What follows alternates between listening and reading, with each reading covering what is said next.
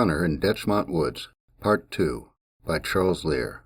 In last week's blog, we looked at a case involving a 1979 report by a forestry worker in Scotland who said he not only saw a mysterious domed object sitting on the ground, but that he was assaulted by two spherical objects with spike-like protrusions that rolled towards him rapidly, rolled over onto his sides, and seemed to be pulling on his pants.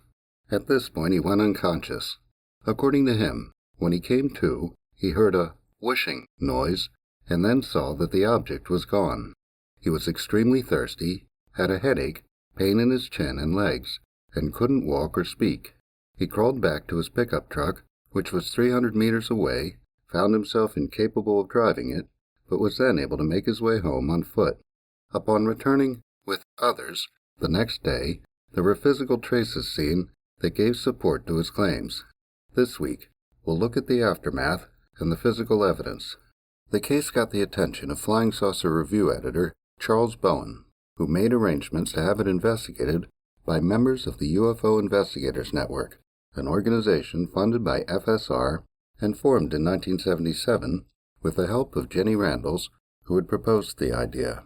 The resulting three-part report by UFOIN investigators Martin Keatman and Andrew Collins appears in the November-December 1979, Spring and September 1980 issues. According to Keatman and Collins, when Taylor got home, as soon as he walked through the door, he asked his wife for a drink to quench his intense thirst. She described him as ghastly and in a state of shock. His speech had returned to the point where he was able to mumble words to the effect that he'd been attacked. Mrs. Drummond suggested he get out of his dirty clothes and take a bath, which he did, and then called his boss, Malcolm Drummond, who drove over immediately.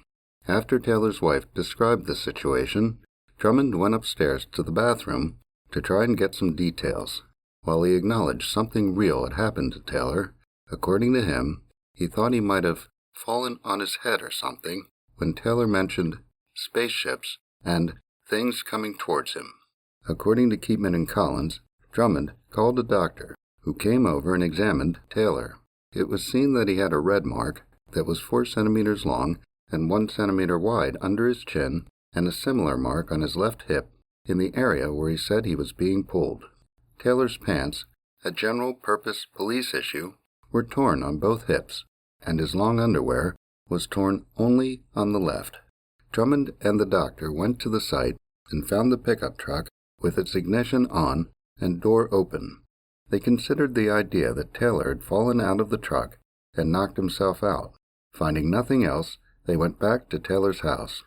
By this time, Taylor was dressed and suggested he take them to where the encounter took place to try and find any marks left by the vehicle. The doctor instead went home, and Taylor went with Drummond back to the site.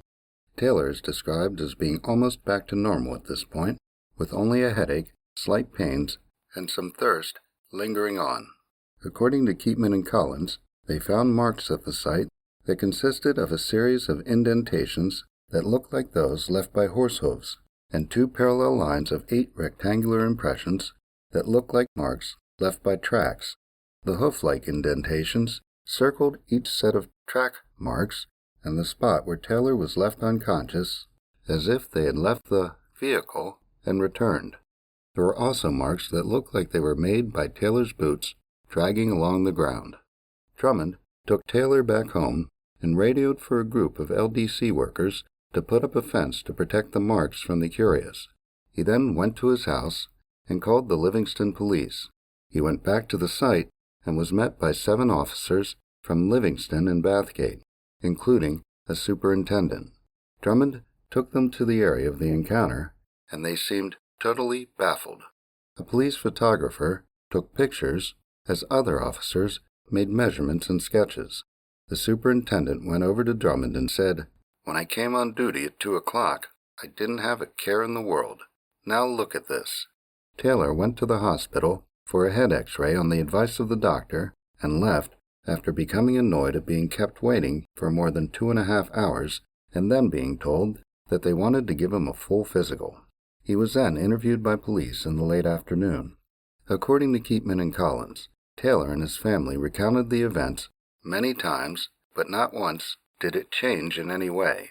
They give Taylor's estimate of the spheres as 2.5 feet in diameter, and of the 6 equidistant spikes as 1.5 feet long. An LDC photographer took photos, but they ended up in the hands of the police, who thwarted attempts by the researchers to obtain copies. The police also went to Taylor's house when his daughter was there alone and took the clothes he was wearing during his reported encounter for forensic analysis. As part of the investigation, Keatman and Collins made numerous inquiries in an effort to establish if any folklore, mystical, or UFO-type events had been associated with Deer Hill or Livingston in the past. They reference FSR Volume 24, Number 5, March 1979, which has a report of a low-altitude object that seemed to be scanning the ground with an intensely bright white searchlight less than 2 kilometers from the Detchmont Woods site. They also discovered a case where a young girl disappeared a couple of years ago on a harsh, wintry evening and was found by a search party, which included Taylor, warm and dry under some trees a few hundred meters from where Bob claimed to have had his experience. She said she had followed the sheep. Part 2 details the investigators clearing the snow from the impressions with Taylor, his son, a friend, and 2 people from the LDC, and they comment that it had served as a protective covering. They note that measurements for radiation and magnetic anomalies showed nothing unusual. They then go into details about Taylor's pants and long underwear. They were able to examine them under supervision at Edinburgh HQ Forensic Laboratories, the investigation by police, and the physical effects on Taylor. It is noted that he and Lara, his Irish setter who was with him, both lost their appetites for 5 days after the reported encounter.